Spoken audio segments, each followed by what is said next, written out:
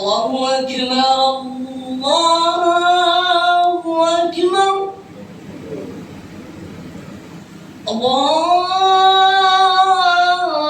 الله أكبر الله أكبر أشهد أن لا إله إلا الله أشهد أن لا إله إلا الله أشهد أن محمدا رسول الله أشهد أن محمدا رسول الله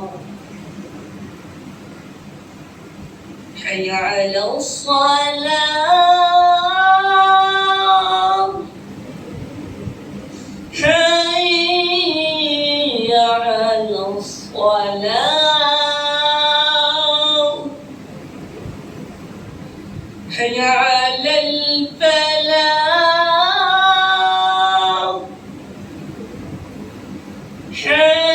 حي على الفلاح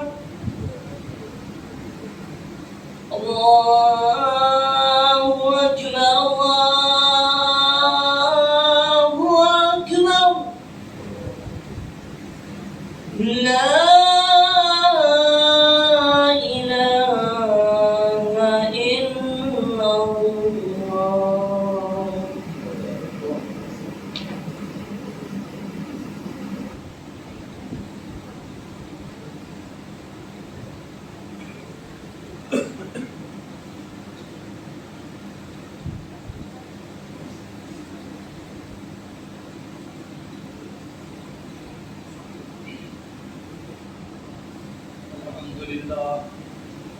الحمد لله نحمده ونستعينه ونستغفره ونعوذ بالله من شرور أنفسنا ومن سيئات أعمالنا من يهده الله فلا مضل له ومن يضلله فلا هادي له وأشهد أن لا إله إلا الله وحده لا شريك له وأشهد أن محمدا عبده ورسوله أما بعد فأعوذ بالله من الشيطان الرجيم بسم الله الرحمن الرحيم يا أيها الذين آمنوا اتقوا الله حق تقاته ولا تموتن إلا وأنتم مسلمون يا أيها الناس اتقوا ربكم الذي خلقكم من نفس واحدة وخلق منها زوجها وبث منهما رجالا كثيرا ونساء واتقوا الله الذي تساءلون به والأرحام إن الله كان عليكم رقيبا يا أيها الذين آمنوا اتقوا الله وقولوا قولا سديدا يصلح لكم أعمالكم ويغفر لكم ذنوبكم ومن يطع الله ورسوله فقد فاز فوزا عظيما فإن خير الحديث كتاب الله وخير الهدي هدي محمد صلى الله عليه وسلم وشر الأمور محدثاتها وكل محدثة بدعة وكل بدعة ضلالة وكل ضلالة في النار أعوذ بالله من الشيطان الرجيم بسم الله الرحمن الرحيم وإنا نحن نزلنا الذكر وإنا له لحافظون محترم بزرگوں، نوجوان ساتھیوں اور عزیز بچوں، ہر قسم کی حمد و ثنا، بڑائی اور بزرگی، تعریف و ستائش صرف اور صرف اللہ وحدہ لا شریک کے لیے لائق ہے، جو ہمارا خالق ہے، مالک ہے، رازق ہے، مربی و پالنہار ہے، شافعی ہے، قادر مطلق ہے اور مختار کل ہے۔ لا تعداد، انگنت، بے شمار درود و سلام نازل ہو تمام انبیاء کرام علیہم السلام، خصوصاً آخری نبی جناب محمد رسول اللہ صلی اللہ علیہ وآلہ وسلم پر۔ بہت مختصر مگر ضروری حمد و صلات کے بعد اب اس آیت کریمہ کی روشنی میں جو خطبہ حاجہ کے بعد تلاوت کی گئی ہے، یا جس کی تلاوت کی اللہ نے مجھے سعادت نصیب فرمائی ہے اور آپ حضرات کو اس کے سننے کی سعادت نے توفیق بخشی ہے، اس کی روشنی میں چند باتیں آپ کے گوش گزار کرتا ہوں۔ محترم حاضرین، اس وقت امت مسلمہ جن حالات سے گزر رہی ہے، یہ کسی سے مخفی اور پوشیدہ نہیں۔ یقیناً اس وقت ہمارے حالات بڑے تشویشناک ہیں، افسوسناک ہیں، مایوس کن ہیں، انتہائی تباہ کن اور ہلاکت خیز ہیں، یا یہ کہا جائے کہ اس وقت ہمارے حالات ناگفتہ بھی۔ اور ان حالات میں جب ہم اپنے معاشرے کا، اپنے سماج اور سوسائٹی کا مشاہدہ کرتے ہیں تو ایسا معلوم ہوتا ہے کہ اس وقت ہم اپنے آپ میں مایوس ہیں، یا اپنے آپ کو مجبور، معذور، مقہور، بے بس، بے کس اور بے سہارا محسوس کر رہے۔ آخر کار ہر صبح ہمارے لیے ایک نیا مسئلہ کھڑا کر رہی ہے، ایک نیا مسئلہ ہمارے ساتھ پیش آ رہا ہے، اور یہ مسائل کا اس وقت ایک لامتناہی سلسلہ ہے، ختم ہونے کا نام ہی نہیں لیتا۔ آخر ہمارے یہ مسائل کا کوئی حل ہے؟ اس سمسیا کا کوئی سمادھان ہے؟ کیا یہ حالات بدلنے کی امید کی جا سکتی ہے؟ یہ مسائل و آلام، یہ تکالیف اور پریشانیاں، یہ دشواریاں، کٹھنائیاں جن سے ہم دو چار ہیں، کیا یہ تکالیف کبھی ختم بھی ہوں گی؟ کیا ہے ان کا حل؟ تو میرے اسلامی بھائیوں، یہ حقیقت ہے کہ اس وقت کئی ایک مسائل سے ہم گھرے ہوئے، لیکن ان کا ایک حل ہے۔ آج جب ہم غور کرتے ہیں، کئی ایک کتابیں اردو داں نے لکھی ہیں جس میں لکھا ہے کہ امت کے عروج و زوال کے اسباب، تو امت کے اس زوال کے، امت کی تنزلی کے، امت کی پستی کے، امت کی ذلت و رسوائی کے دسیوں اسباب انہوں نے گنائے ہیں،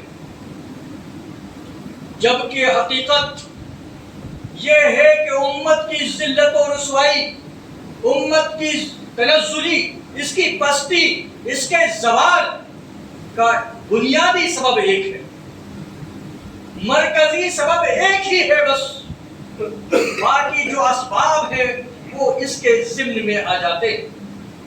تو کیا ہے وہ واحد سبب؟ تو اس کا ایک سبب ہے ہمارا قرآن مقدس سے دوری.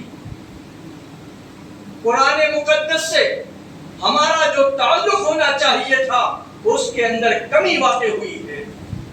جو علاقہ و واسطہ کتاب اللہ سے ہمارا ہونا چاہیے تھا وہ کمزور پڑ گیا ہے. یا یہ کہہ دیا جائے کہ اس وقت ہم نے کتاب اللہ کو پس پشت ڈال دیا, ہم نے کتاب اللہ کو صرف طاقتی زینت بنا دیا, یا ہم نے کتاب اللہ سے قطع نظر کر لیا, اس سے صرف نظر کر لیا. یہی بنیادی وجہ ہے کہ آج امت مسلمہ ذلت و رسوائی کے عمیق غار میں جا گری. تنزلی اور پستی اس کا مقدر بن گئی ہے. میرے اسلامی بھائیوں, آج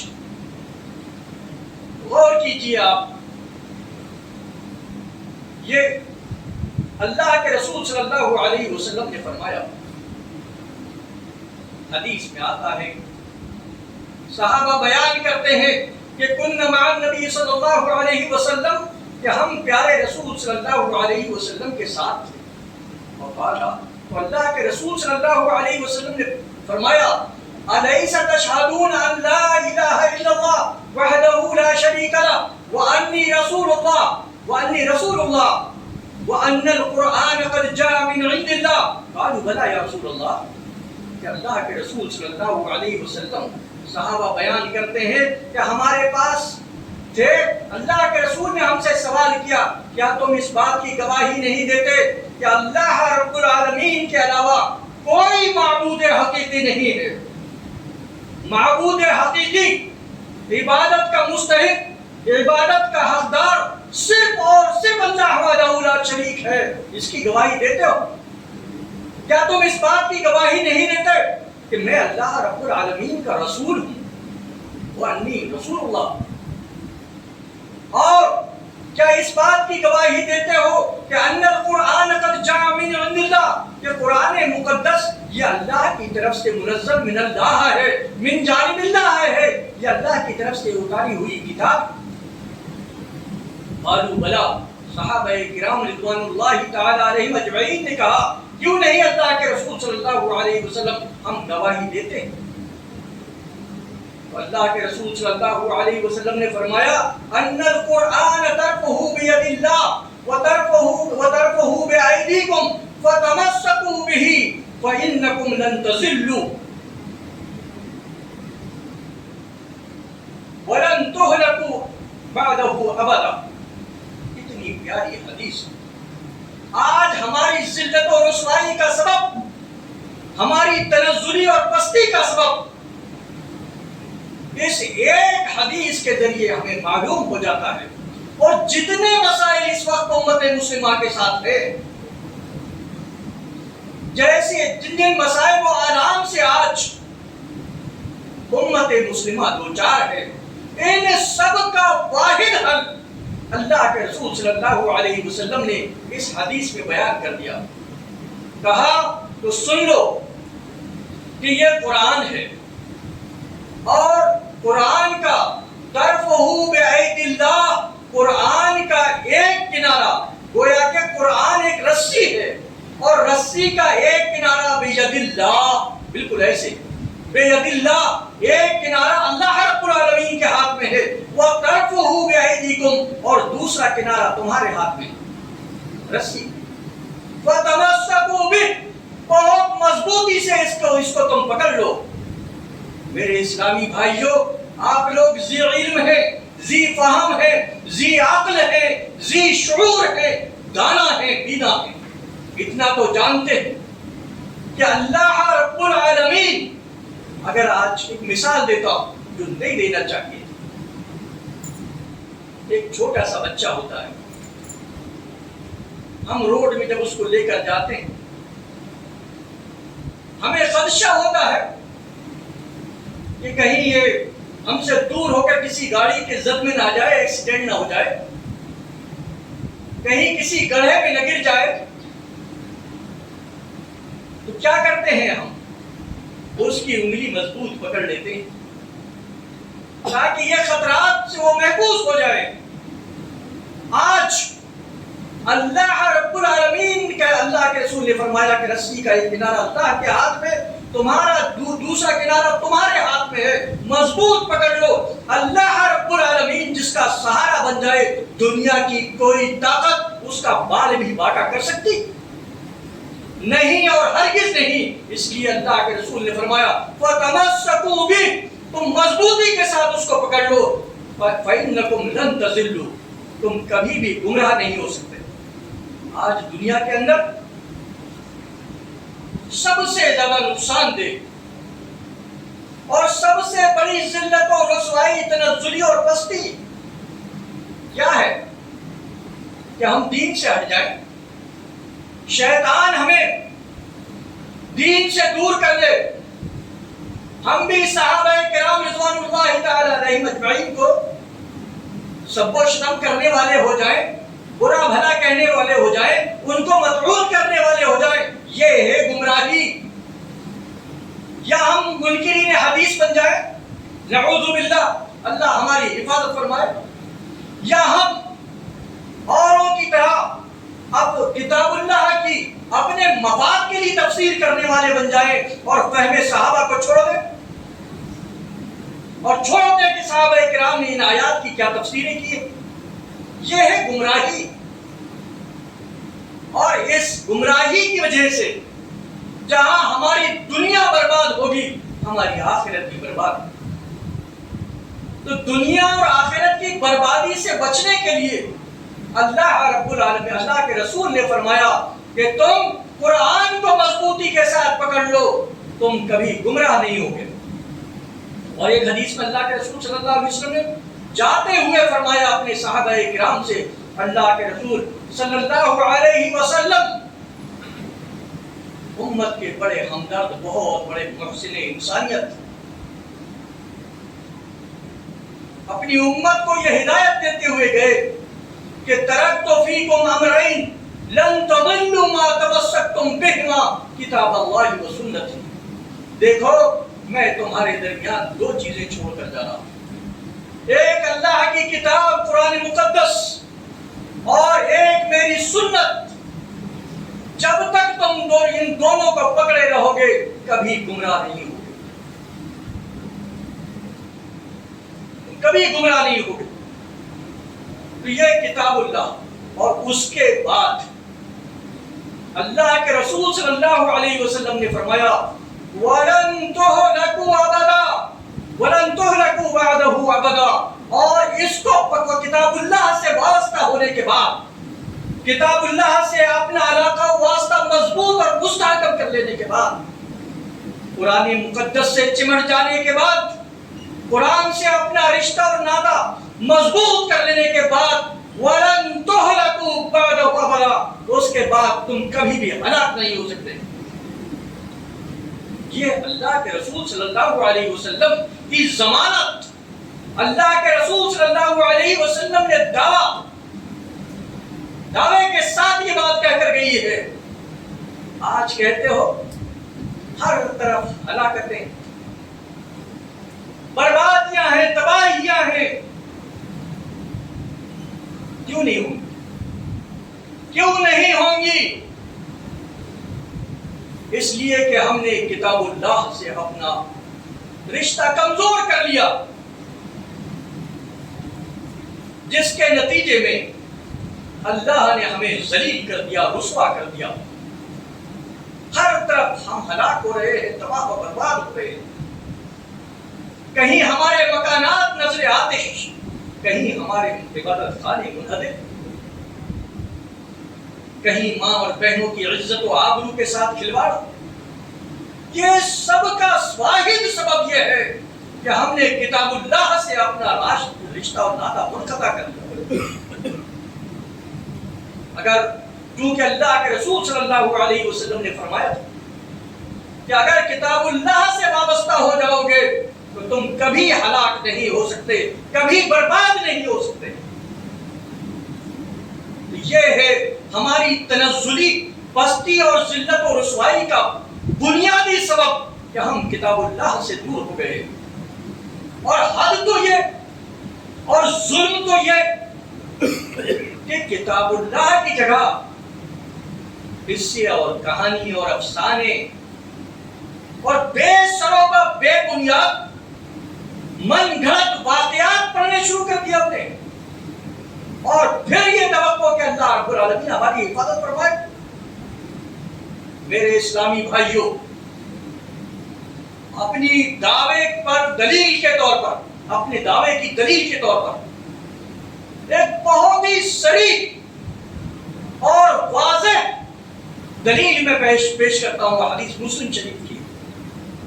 حضرت عمر رضی اللہ تعالی عنہ فرماتے ہیں، اما ان نبیکم قد قال، خبردار ہو جاؤ، ہوشیار ہو جاؤ، متنبہ ہو جاؤ کہ تمہارے نبی صلی اللہ علیہ وسلم نے فرمایا ہے، ان نبیکم قد قال، آپ کے نبی صلی اللہ علیہ وسلم نے فرمایا ہے، ان اللہ یرفع بهذا الكتاب اقواما وجزع به آخرین، کہ اللہ رب العالمین اس کتاب، بهذا الكتاب یعنی قرآن مقدس کو سے اپنا رشتہ اور قرآن مقدس سے وابستہ ہونے کے نتیجے میں قرآن کو پڑھنے، سمجھنے اور عمل کرنے کی صورت میں یرفعو، اللہ تعالیٰ بہت سے لوگوں کو بلندی، رفعت اور اعلیٰ مقام اور اعلیٰ مرتبہ اور آن بان شان عطا کرے گا اللہ تعالیٰ قرآن سے وابستگی کے نتیجے میں۔ مسلم کی حدیث ہے، اور وَيَدَعُ بِهِ آخَرِينَ، اور قرآن کو چھوڑنے کی صورت میں اور قرآن کو سے قطع نظر کرنے کی صورت میں کیا ہوگا؟ يَدَعُ بِهِ آخَرِينَ، اللہ تعالیٰ ذلیل کر دے گا، رسوا کر دے گا، تمہیں خوار کر دے گا۔ اور یقیناً آج ہم اور آپ ذلیل و خوار، ہم رسوا ہیں، اور احساس بھی ہے۔ یہ اور بات ہے کہ احساس تو ہے کہ ہم ذلیل و رسوا ہوتے جا رہے ہیں، لیکن ہمیں سبب نہیں معلوم اپنی ذلت و رسوائی کا، ہمیں سبب نہیں معلوم اپنی تنزلی اور پستی کا، نتیجے میں ہمیں مرض کچھ اور ہے اور علاج کچھ اور ہو رہا ہے۔ مرض پیٹ میں ہے، لیور میں، دوا آنکھ میں ڈالی جا رہی، مرض اور ہے اور علاج اور ہو رہا ہے، دوائی اور دی جا رہی ہے۔ نتیجہ یہ ہے کہ مرض بڑھتا جا رہا ہے، ہماری ذلت اور رسوائی، ہماری تنزلی اور پستی میں اضافہ ہو رہا ہے۔ اگر ہم چاہتے ہیں میرے اسلامی بھائیوں، صرف یہ غور کرو کہ اللہ کے رسول صلی اللہ علیہ وسلم نے فرما دیا کہ اگر تم رفعت چاہتے ہو، بلندی چاہتے ہو، تو کتاب اللہ سے وابستہ ہو جاؤ، اپنا اوڑھنا بچھونا کتاب اللہ کو بنا لو، تم ذلیل و خوار نہیں ہو۔ ذلت اور رسوائی کے لیے شکوے اور گلے کر رہے ہیں کہ یوں ہم پر ظلم ہو رہا ہے، یوں ہم پر ستم ڈھایا جا رہا ہے۔ اللہ کے بندو، ہم ایسے مظلوم ہیں، بے بس ہیں، بے کس ہیں، نہیں، تم مظلوم نہیں ہو، تم ظالم ہو، ظالم۔ سب سے بڑا ظالم اگر کوئی ہے اس وقت اس روح زمین پر تو وہ مسلمان ہی ہے، نہیں معلوم؟ توحید، کلمہ طیبہ کے اقرار کے بعد شرک اکبر کا مرتکب ہو رہا ہے، اور اللہ نے نہیں کہا یہ ان الشرک لظلم عظیم، ظلم عظیم ہے یہ شرک، تو ظلم عظیم کرنے والا سب سے بڑا ظالم ہے، اور وہ ہم ہیں۔ اور کتاب اللہ کو بس پشت ڈال دیا، کتاب اللہ کو ستاق کی زینت بنا کے چھوڑ دیا، ہم ظالم نہیں ہیں کتاب اللہ کے، اور یہ سبب ہے ہماری ذلت کا۔ علامہ اقبال نے صحیح کہا، خار از مہجوری قرآن شدی خار از مهجوری قرآن شدی، شکوہ سنجے گردش دورہ شدی. ہم خار ہوئے ہیں، ہم ذلیل و رسوا ہوئے ہیں آج از مہجوری قرآن شدی. قرآن کو چھوڑ کر، قرآن کو چھوڑ کر ذلیل ہوئے ہیں. وہ شکوہ سنجے گردش دورہ شدی، اور شکوہ اور گلے کر رہے ہیں گردش ایام کے، زمانے کی گردشوں کے، حالات کے. اللہ کے بندو، اصل ذلت کا سبب یہ ہے کتاب اللہ کو چھوڑنا. اگر ہم چاہتے ہیں ایک چیز، آج ہر طرف کھلا اعتراف کر رہا ہوں میں کہ اس وقت ہماری جانیں محفوظ نہیں. کیا حالات ہیں اور کیا بنتے جا رہے ہیں میرے اسلامی بھائیوں، آپ بھی اس سے واقف ہیں. ہم غیر محفوظ ہوتے جا رہے ہیں. کیوں؟ ہم غیر محفوظ کیوں ہیں؟ ہمارا خون اتنا عرضہ کیوں ہو گیا؟ ہماری ماں اور بہنوں کی عزتیں، ان کی آبروئیں، عصمتیں اتنی سستی کیسے ہوئی؟ کیا کرنا چاہیے ان حالات میں؟ تو میں نے قرآن مقدس کی جو آیت پڑھی ہے اس میں اللہ رب العالمین نے اشارہ کر دیا کہ اگر اپنی جانوں کا تحفظ چاہتے ہو، اپنا بقا چاہتے ہو، عزت و آبرو کا تحفظ چاہتے ہو، وَإِنَّا نَحْنُ نَزَّلْنَا الذِّكْرَ وَإِنَّا لَهُ لَحَافِظُونَ، کہ ہم نے قرآن کو نازل کیا ہے. وَإِنَّا لَهُ لَحَافِظُونَ، اور ہم ہی قرآن کے محافظ ہیں، ہم قرآن کے حفاظت کرنے والے ہیں. قرآن مکمل طریقے سے 110% قرآن محفوظ ہے. یہ قرآن ایک محفوظ قلعہ ہے. اس قلعے میں جو چلا جائے وہ محفوظ ہو جائے گا، وہ جو اس قلعے سے دور ہو جائے وہ غیر محفوظ. یہ اشارہ ہے. اللہ نے یہ نہیں کہا کہ میں نے مسلمانوں کی حفاظت کی ذمہ داری لیا، کہیں نہیں کہا اللہ رب العالمین نے. اللہ نے کہا کہ ہم نے قرآن کی حفاظت کی ذمہ داری لیا ہے. اگر تم محفوظ رہنا چاہتے ہو تو تم قرآن سے وابستہ ہو جاؤ، محفوظ ہو جاؤ گے. حالات شہر کے بگڑے ہوں، کوئی قلعہ محفوظ قلعہ ہو، لوگ دوڑ کر اپنی جان بچانے کے لیے، اپنی عزت و آبرو بچانے کے لیے، اپنی مال دولت بچانے کے لیے دوڑ کر اس قلعے میں معصور ہو جاتے ہیں میں تاکہ محفوظ ہو جائے. ایسے ہی یہ کتاب اللہ ایک قلعہ ہے، محفوظ قلعہ. اگر اپنی جانوں کا تحفظ چاہتے ہو، عزت و آبرو کا تحفظ چاہتے ہو تو قرآن سے وابستہ ہو جاؤ.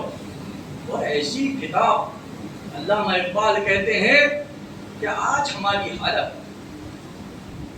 ایسی ہے جیسے بادلوں سے شبنم گری اور انسانوں کے، جانوروں کے، کیڑے مکوڑوں کے پیروں تلے رون دی گئی شبنم اوس رون دی جاتی. اور ہم شکایت کرتے ہیں کہ شبنم کی طرح رون دیے گئے، لوگوں کے پیروں میں کچل دیے گئے. اللہ کے بندو، یہ کیوں بھولتے ہو کہ تمہاری بغلوں میں، تمہارے پاس کتاب زندگی ہے، زندگی کی کتاب ہے. میرے اسلامی بھائیوں کی ایک بات اور، وقت اجازت نہیں دیتا کہ میں تفصیل میں جاؤں، اشارے میں بات کرتا ہوں یہاں سے. آج ایک آدمی زندہ ہے، زندہ آدمی کی قدر ہوتی ہے. گھر والے اس سے محبت کرتے ہیں، رشتہ دار اس سے محبت کرتے ہیں، دوست و احباب اس سے محبت کرتے ہیں، متعلقین اس سے محبت کرتے ہیں، اس کی عزت کرتے ہیں، اس کا احترام کرتے ہیں. اور وہی آدمی اگر مر جائے، اس کے روح، اس کے جسم سے روح پرواز کر جائے، کیا ہوتا ہے؟ ماں بھی یہ گوارا نہیں کرتی کہ اس کی مردہ اولاد دیر تک گھر میں رہے، کہ وہ سیدھا فرسودہ ہو جائے، سڑگل جائے، بدبو اٹھے. نہیں چاہتا. بھائی اپنے مردہ بھائی کے لیے یہ نہیں چاہتا، باپ بیٹے کے لیے نہیں چاہتا، بیٹا باپ کے لیے نہیں چاہتا. عزت، احترام، وقار، شان، مرتبہ زندہ کے لیے ہوتا ہے. تو کیا ہم زندہ ہیں؟ قرآن کی زبان میں، احادیث پاک کی زبان میں کیا ہم زندہ ہیں؟ نہ، ہم زندہ نہیں، ایک چلتی پھرتی لاش ہے، ناش۔ کیونکہ زندگی کسے کہتے ہیں؟ یہ جسم اور روح کے اتصال کا نام زندگی ہے، اور روح اور جسم کا کے انفصال کا نام موت ہے۔ موت، روح جسم سے الگ ہو گئی، موت ہوئی ہے۔ تو روح کیا ہے؟ اللہ تعالیٰ قرآن پاک میں فرماتا ہے قرآن کے لیے وَكَذَلِكَ أَوْحَيْنَا إِلَيْكَ رُوحًا مِّنْ أَمْرِنَا، کہ ہم نے، اے اللہ کے رسول صلی اللہ علیہ وسلم، ہم نے آپ کی طرف اپنے حکم سے روح نازل کیا ہے۔ تو یہ قرآن ہے روح، اس روح سے وابستہ ہو جاؤ گے تو تم زندہ ہو، حقیقی معنی میں زندہ ہو۔ اور اگر یہ قرآن ہمارے جسم، ہمارے سے ہم دور ہو گئے، قرآن سے ہم وابستہ نہیں رہے، تو ہم چلتی پھرتی لاش ہیں، یہ زندگی نہیں۔ حقیقی زندگی قرآن سے وابستگی کا نام ہے۔ غور تو کرو آپ، وہ قرآن پاک جس کو آسمان دنیا سے اللہ کے رسول صلی اللہ علیہ وسلم تک جس فرشتے نے لایا، اللہ نے اس کا نام ہی روح رکھ دیا۔ تنزل الملائکۃ والروح، کہ فرشتے نازل ہوتے ہیں، اور روح یعنی جبریل علیہ السلام قرآن کو لائے تو ان کا نام ہی روح کو رکھ دیا اللہ نے۔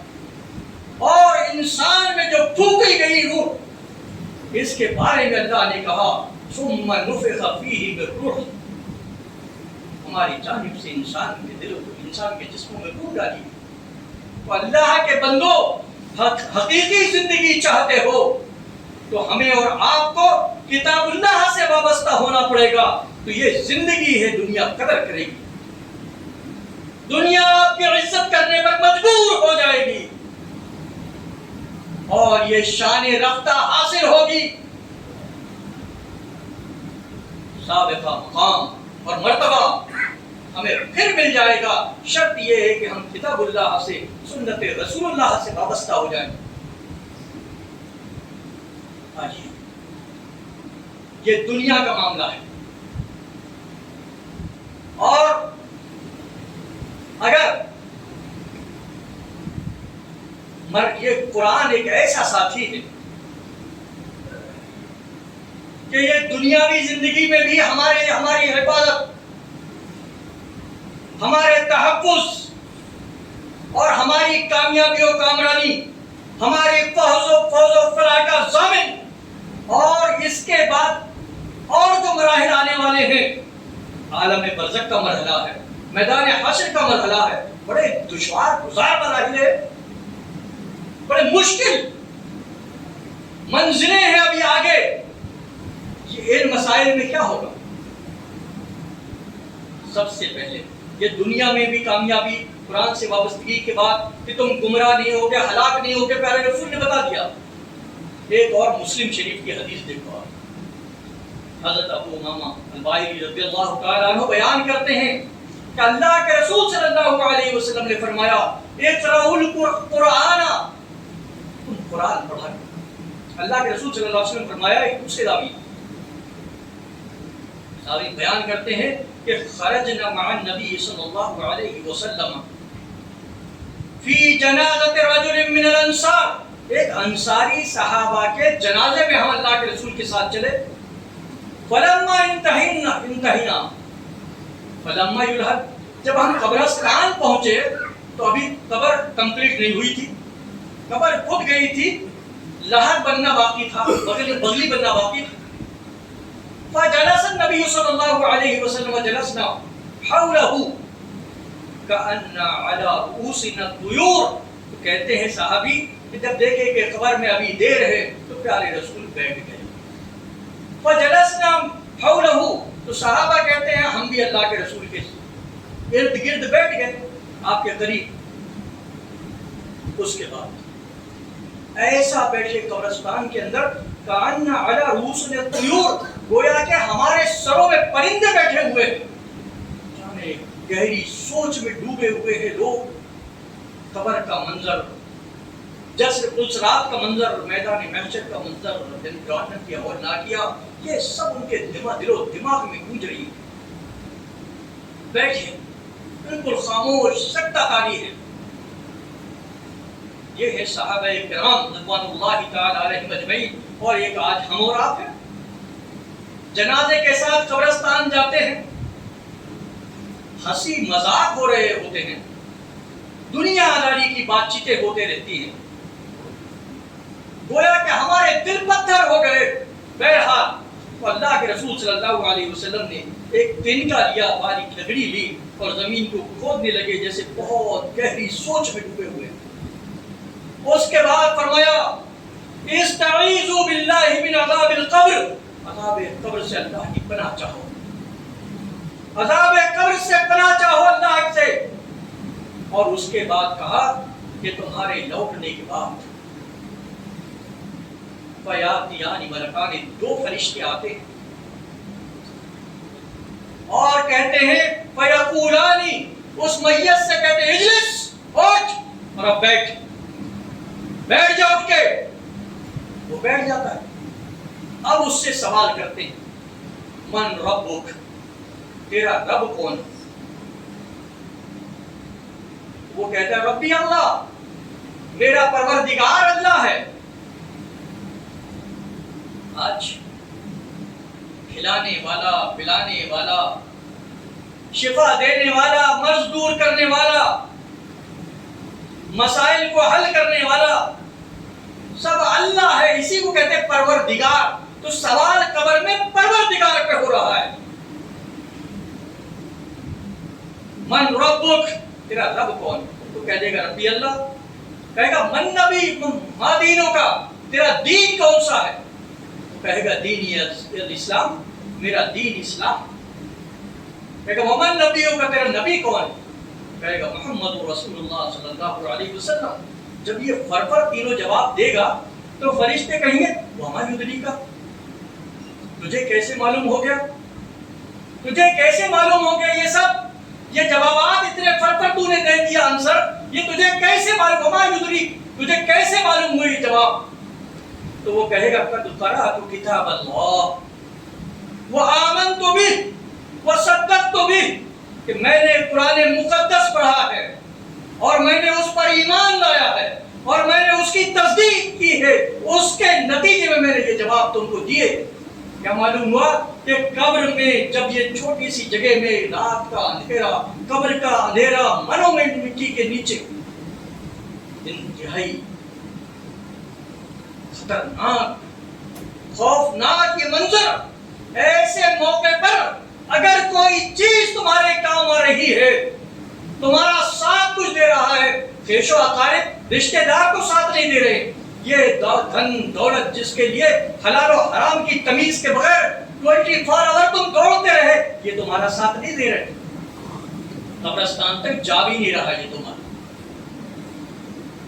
تمہارے اعمال اور یہ قرآن یہ ساتھ دے رہا ہے اس وقت، تو دنیا میں بھی قرآن تمہارا ساتھ دیتا ہے اور مرنے کے بعد پہلی منزل میں بھی قرآن ہی ساتھ دے رہا ہے. اس کے بعد تیسری منزل آئے گی میدان محشر کی، اور میدان محشر کا منظر سورہ عبس میں پڑھو، یوم یفر المرء من اخیہ وامہ وابیہ وصاحبتہ وبنیہ، پورا منظر ہے اور میدان محشر کا کہ سوا نیزے پہ سورج ہوگا.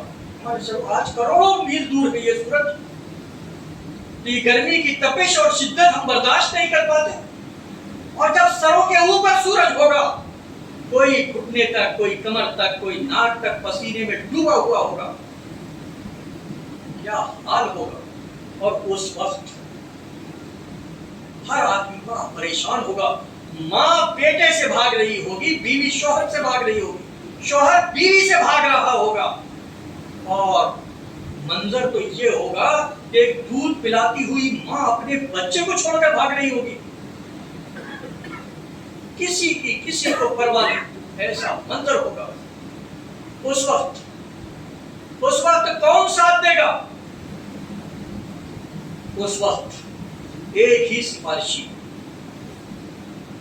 حضرت مسلم شریف کی حدیث ہے، صحابی بیان کرتے ہیں کہ اللہ کے رسول صلی اللہ علیہ وسلم کو میں نے فرماتے ہوئے سنا ہے کہ اقرأوا القرآن فإنه يأتي يوم القیامة شفیعا لأصحابہ، کہ تم قرآن کو پڑھو خوب سمجھو، اس پر عمل کرو، اس لیے کہ فإنه يأتي يوم القیامة شفیعا لأصحابہ، کہ صاحب قرآن کے لیے، قرآن اپنے ساتھی کے لیے، قرآن کے حافظ کے لیے، ساتھی کے لیے. مطلب ساتھی کا مطلب کیا ہے؟ ساتھی کا مطلب یہ ہے جیسا کہ جو ہمیشہ ساتھ رہے، عمل میں ساتھ ہو، تلاوت کے حساب سے ساتھ ہو، اور سمجھنے کے حساب سے ساتھ، ہر موقع پر ساتھ ہو، تو اسے کہتے ہیں صاحب. تو یہاں کہا اپنے صاحب کے ساتھی کے لیے قرآن سفارش کرے گا، حافظ کے لیے بھی کرے گا، یقیناً کرے گا. کیا اس کے بعد کہا کہ وہ سفارش کرے گا. اور ایک بات، آج دنیا میں فرشتے بھی توبہ اور استغفار کرنے والے بندوں کے لیے سفارش کریں گے، ہمارے پیارے نبی بھی سفارش کریں گے، اولاد اپنے ماں باپ کے لیے سفارش کرے گی، والدین اپنی اولاد کے لیے سفارش کریں گے. لیکن یہ ویسا ہی نہیں کریں گے سفارش. غلط فہمی کا شکار ہے ہماری قوم. سفارش کون کرے گا وہاں؟ لا يتكلمون الا من اذن له الرحمن، سورہ نبأ اما يتساءلون کیا آیت ہے؟ لا يتكلمون الا من اذن له الرحمن، کسی کی جرأت اور جسارت نہیں ہوگی پروردگار کے سامنے بات کرنے کی الا یہ کہ رب کسی کو اجازت دے دے.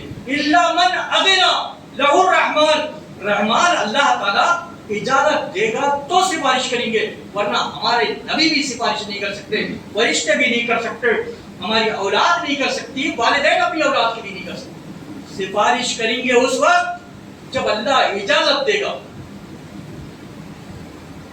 آج تو یہ حال ہے، دھڑلے سے اللہ کی نافرمانی کر رہے ہیں، رسول کی نافرمانی کر رہے ہیں، اور یہ امید وابستہ کیے ہوئے کہ فلانا سفارش کر دے گا. اللہ کے بندو، یہ بھی تو ممکن ہے کہ وہ خود کسی کی سفارش کا محتاج ہو اور اللہ سے اسے اجازت لینا پڑے گا. صرف ایک چیز ہے ایسی جو سفارش بھی کرے گی اور رب سے اجازت کی اس کو ضرورت بھی نہیں ہوگی، اور وہ کیا ہے؟ وہ ہے یہ قرآن.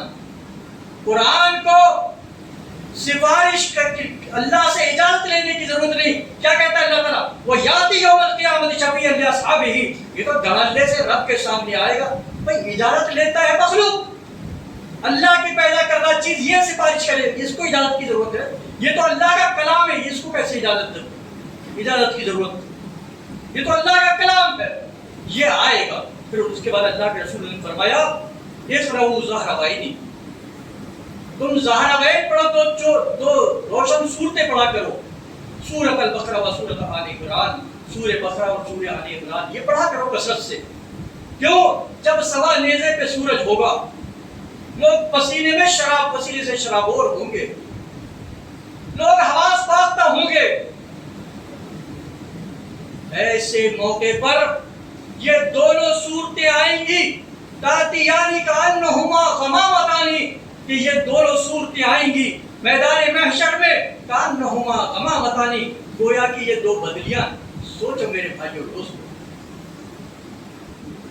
مئی جون کے مہینے کی گرمی ہو اور گرمی سے ہم اور آپ پاگل ہو رہے ہو، اور ایسے میں کوئی سائبان کر دے، اے سی لگا دے ہمارے اوپر، کیا سکون محسوس ہوگا، کتنا سکون حاصل ہوگا. تو اس میدان محشر میں یہ دونوں صورتیں آئیں گی، یہ قرآن آئے گا، کانہما غمامتان، گویا کہ یہ دو بدلیاں ہیں، او کانہما غیابتان، یا گویا کہ یہ دونوں سائبان ہیں. یہ اللہ تعالیٰ یہ دونوں صورتیں آدمی کے اوپر جو ان سے وابستہ تھا، قرآن سے وابستہ تھا، قرآن کو پڑھتا تھا، سمجھتا تھا، عمل کرتا تھا، تو یہ جس نے قرآن کو اپنا اوڑھنا بچھونا بنائے ہوئے تھا، اس کے اوپر سائبان کر دے گی. اس کے بعد فرمایا او او کانہما یا فرقانی کالطیر صواف تحاجان عن صاحبہما، یا ایک پرندوں کا ایسا جھنڈ بن جائے گا سروں کے اوپر جو پورا سایہ کر دیں گے، سب واسطہ پرندے آ جائیں گے۔ قرآن سے رشتہ جوڑو، قرآن سے وابستہ ہو جاؤ، چھوڑو قصے کہانیوں کو۔ یہ پرندے میدان محشر میں تمہارے سر پر سایہ کرنے کے لیے سب وابستہ ہو کر آ جائیں گے۔ صحیح مسلم کی حدیث پڑھ رہا ہوں میں، کوئی کہانی بیان نہیں کر رہا ہوں، صحیح حدیث مسلم شریف۔ اس کے بعد فرمایا اللہ کے رسول تحاجانی، اور یہ دونوں صورتیں اللہ سے لڑیں گی۔ اللہ تعالیٰ کہے گا ارے بھائی یہ بندے نے یہ جرم کیا ہے، یہ گناہ کیا ہے، اس کو جہنم میں جانے دو۔ آڑ جائیں گے، کہیں گے نہیں اللہ نہیں، تو ہاتھ جانے اللہ سے لڑیں گے۔ آخر کار اللہ کہے گا کہ تمہاری سفارش قبول کی جاتی ہے، جاؤ۔ اس کے بعد اللہ کے رسول نے فرمایا اقرؤوا سورۃ البقرہ، تم سورہ بقرہ پڑھا کرو، فإن أخذها بركة وتركها حسرة ولا يستطيعها البطلہ۔ کہ دیکھو سورہ بقرہ پڑھا کرو، سورہ بقرہ کا پڑھنا برکت ہے، اور سورہ بقرہ کو چھوڑ دینا یہ حسرت ہے، کفی افسوس ملہ ہے۔ اور جس گھر میں جو سورہ بقرہ پڑھے، یا جس گھر میں سورہ بقرہ پڑھی جائے، لا يستطيع البطلہ، تو وہاں بطلہ طاقت، بطلہ دم نہیں مارتا۔ امیر معاویہ رضی اللہ تعالیٰ عنہ کہتے ہیں بطلہ سے مراد یہاں سحر ہے، جادو ہے، جن ہے، شیاطین، یہ دم نہیں مارتے ہو۔ آئیے ایک اور حدیث اللہ، ایک اور حدیث کے ساتھ اپنی بات کو میں ختم کرتا ہوں، پھر کسی موقع پر انشاءاللہ مزید اس کی تفصیل کریں گے۔ اللہ کے رسول صلی اللہ علیہ وسلم نے فرمایا کہ قیامت کے دن یہ روزہ اور قرآن آئیں گے، فَيَقُولُ الصِّيَامُ قَدْ مَنَعْتُهُ الطَّعَامَ وَالشَّهْوَاتِ بِالنَّهَارِ فَشَفِّعْنِي فِيهِ۔ اے اللہ، میں نے، یہ روزہ کہے گا جو ہم نے ابھی ہم جس سے فارغ ہوئے، یہ اللہ سے کہے گا نہیں اللہ، اس بندے کو تو جہنم میں نہیں ڈالے گا، اس لیے میں اس کے لیے سفارش کرتا ہوں۔ میں نے اس کو رمضان میں کھانے پینے سے دن میں روک دیا، خواہشات نفسانی کو پورا کرنے کے لیے میں نے دن میں اس کو روک دیا، اور وہ رک گیا میرے وجہ سے۔ اللہ میں سفارش کرتا ہوں، میں اس کے حق میں سفارش، فَشَفِّعْنِي فِيهِ، اس کے حق میں میری سفارش کو قبول فرما۔ وَيَقُولُ الْقُرْآنُ قَدْ مَنَعْتُهُ بِالنَّوْمِ، اے اللہ میں نے رات میں اس کو سونے سے روکا تھا کہ میری تلاوت وہ کرتا تھا، فَشَفِّعْنِي فِيهِ، اللہ میری سفارش کے بارے میں قبول کر۔ اللہ تعالیٰ فَيُشَفَّعَانِ، یہ دونوں کی سفارش قبول کر لی جائے گی۔ اور ایک بات بھی بتاؤں آپ، یہ تو میدان محشر میں قرآن تمہارے کام آیا۔ پھر اللہ کے رسول صلی اللہ علیہ وسلم نے فرمایا من جعلہ امامہ قادہ الی الجنہ، جو آدمی اس قرآن مقدس کو اپنے سامنے رکھے گا، اس سے وابستہ رہے گا، یہ قرآن اس کو جنت کے گیٹ تک پہنچا دے گا۔ ومن جعلہ خلف ظہری، اور جس نے اپنے پسے پشت ڈال دیا، اسے پیٹھ کے پیچھے کر دیا، فساقہ الی النار، یہ گھسیٹ کے جہنم میں پہنچا دے گا۔ اب جنت کے گیٹ تک بھی تم کو پہنچا دیا، دنیا کامیاب، قبر کامیاب، میدان محشر کامیاب، جنت کے گیٹ میں پہنچا دیا قرآن نے۔ اب جنت میں کہاں رکھیں گے؟ یہ حدیث ترمذی شریف کی، اللہ کے رسول صلی اللہ علیہ وسلم نے فرمایا اقرا ورتقی ورتل کما كنت ترتل في الدنيا فإن منزلتك آخر عند آخر آیہ ما تقرأ بها۔ ترمذی کی حدیث یہ صحیح، اللہ کے رسول نے فرمایا کہ قیامت کے دن کہا جائے گا صاحب قرآن سے، یقال لصاحب القرآن، قرآن کے صاحب سے کہا، صاحب قرآن سے کہا جائے گا اقرا ورتقی، جا تو پڑھتا جا اور چاہتا جا، جنت پڑھتا جا اور چاہتا جا، اقرا ورتقی فإن منزلتی، اور پھر ایسا مت پڑھ فرفر جیسا تراویح میں لوگ پڑھتے ہیں، بلکہ رتل کما کنت ترتل فی الدنیا، ٹہر ٹہر کے دنیا میں جیسا تو پڑھتا تھا اس انداز سے پڑھتے ہوئے چڑھتے چلے جا، اور جو آخری آیت جو تو پڑھے گا وہ تیری منزل ہوگی سورہ ناس کی آخری آیت۔ کتنی آیت ہے جانتے ہیں قرآن میں؟ 6,500 تقریباً۔ وہ اتنا اونچا درجہ ہوگا جنت میں۔ ایک روایت بھی ملتی ہے مصنف میں کہ جنت میں قرآنی آیات کے برابر درجات ہیں۔ یہ جنت میں بھی اللہ تعالیٰ ہم اور آپ کو اچھی سمجھ اور اچھے عمل کی توفیق عطا فرمائے۔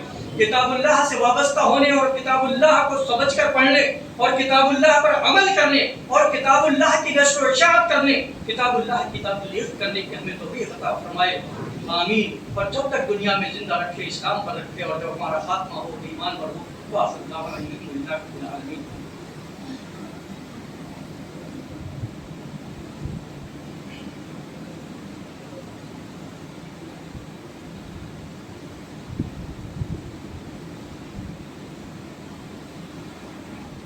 الحمد للہ رب العالمین، والصلاة والسلام على سید الانبیاء والمرسلین وعلى آلہ وصحبہ اجمعین ومن تبعهم بإحسان إلى يوم الدين والعاقبة للمتقين، أما بعد، إن الله وملائكته يصلون على النبي يا أيها الذين آمنوا صلوا عليه وسلموا تسليما، اللهم صل على محمد وعلى آل محمد كما صليت على إبراهيم وعلى آل إبراهيم إنك حميد مجيد، اللهم بارك على محمد وعلى آل محمد كما باركت على إبراهيم وعلى آل إبراهيم إنك حميد مجيد، اللهم انصر من نصر دين محمد صلى الله عليه وسلم واجعلنا منهم، واخذل من خذل دين محمد صلى الله عليه وسلم ولا تجعلنا منهم، عباد الله رحمكم الله، إن الله يأمر بالعدل والإحسان وإيتاء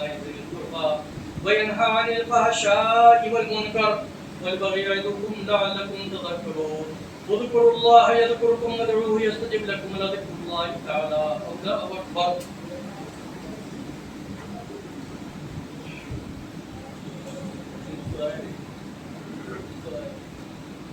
ابھی